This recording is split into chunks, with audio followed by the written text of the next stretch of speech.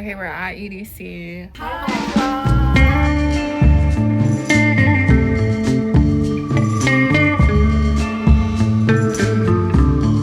This is our view from our bedroom on Fremont Street. This is crazy. I got bamboozled and we just have bunk beds for some reason. This is crazy. Oh my gosh.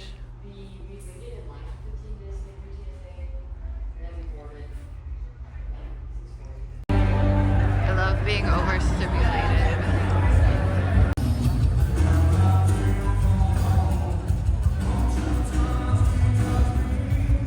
Okay, day one outfit.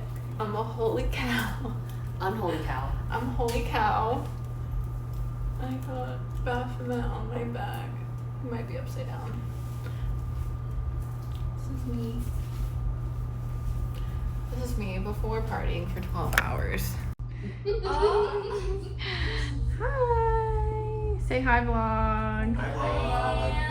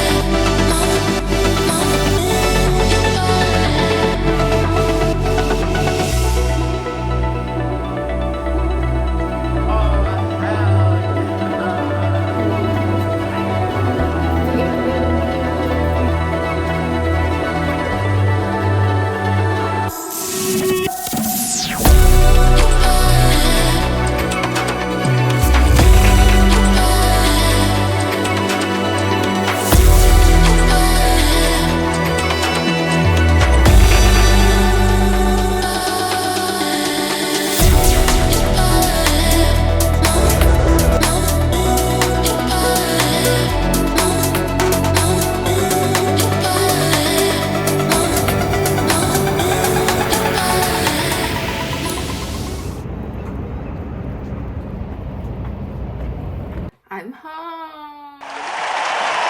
And if I look exhausted, it's because I am. I didn't go last year. I don't remember why. I just wasn't right. And then this year it felt right, and it's really interesting to see how much I've grown as a person and how much my life has changed since the last time that I went to EDC. Because like so much of my life, of my daily everything has changed, and my perspective on life, my job, I'm like in a I'm making money completely 180 differently than I was the last time I went to EDC. And like so many, there's so many new people in my life. There's some people that are no longer in my life since the last time. It's just it felt very full circle for me, because 2 years ago I didn't think that the way my life and my day-to-day looks now was even possible. It was a pipe dream. It was a fever dream. There was no way I was even capable of doing any of the things. And now I am doing the things, and they're growing, and things are changing, and new friends are being made, and there's laughter and there's happiness in my life, despite sometimes when life isn't good.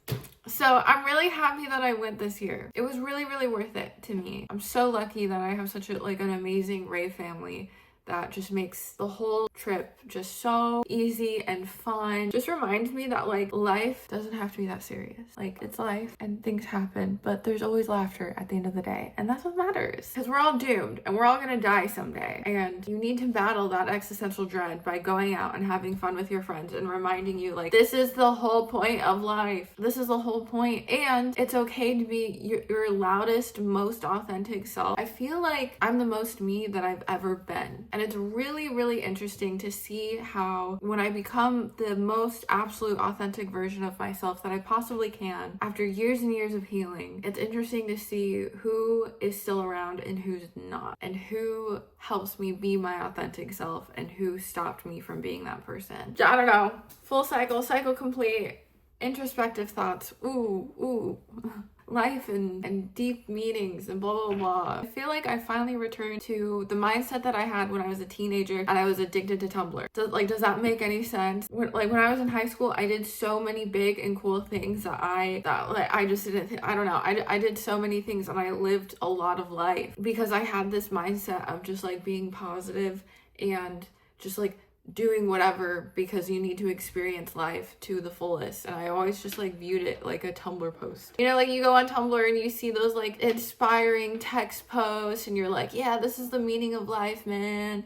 You're supposed to just enjoy it and be happy and like take care of yourself and your community. Stop and smell the roses every once in a while. And then for a long time I got like so wrapped up in like taking life so seriously. And now I feel like I'm just to the point where I'm like, I can take care of myself responsibly as an adult and also have this mindset of like life is supposed to be fun. The point of life is to enjoy it. That's it. That's the meaning of life. That's the meaning of existence, is to enjoy it. And I'm really happy to get back to that mindset and just go back to being like, I can just be a full spectrum of a person. Crazy!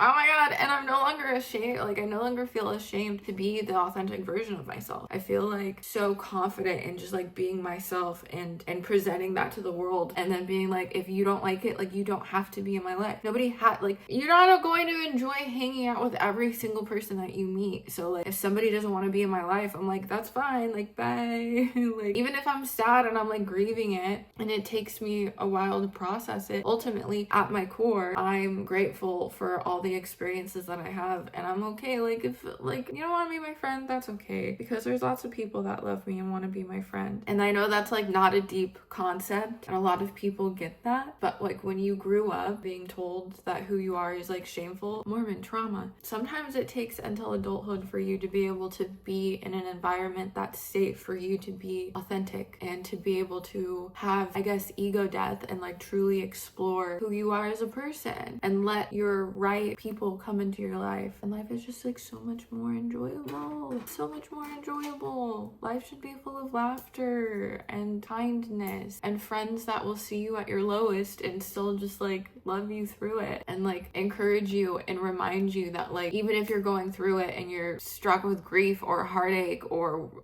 depression, like whatever it is, like it's important to have community around you that will see you, let you go through that, let you be emotional, maybe let you be crazy, but at the end of the day, like they always remind you like this is not who you are. Who you are is this bright, loving, caring person, and it's okay if you don't feel like that all the time, but like we love you no matter what and you'll be okay. And like that, So yeah, not to be corny, but EDC does that for me. Sometimes you just have to go to EDC and you have to hang out with your friends and you have to be corny and you have to be like, I'm home and I'm under the electric sky and everything is great. And then you're no longer depressed and then you can come home and work your day job and just feel happy.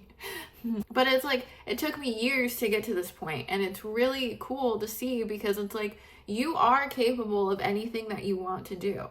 Even if it doesn't feel like it, even if the outside, like even if your reality directly in front of you doesn't feel like it's reflecting that and it doesn't look the way that you want it to, like you just have to keep going. And then eventually on the inside, you feel that. And then one day you wake up randomly and it's been 5 years and you look around and you're like, wow, I don't know what lies on the journey ahead. I don't have control over that. But I do know that I'm grateful for what I'm grateful to see that the hard work that I put off has paid off. And I'm grateful to see that I am capable. And everybody's capable. Everybody is capable of creating the reality that they want to live. You just have to be patient with yourself and, let go of people that aren't supposed to be there, and so you can allow the right people to be in there, because the right people will see you at your lowest and they will encourage you and say, even if you don't see it, I see it, and I see the love and I see the authenticity, and you deserve to just heal and be loved and laugh.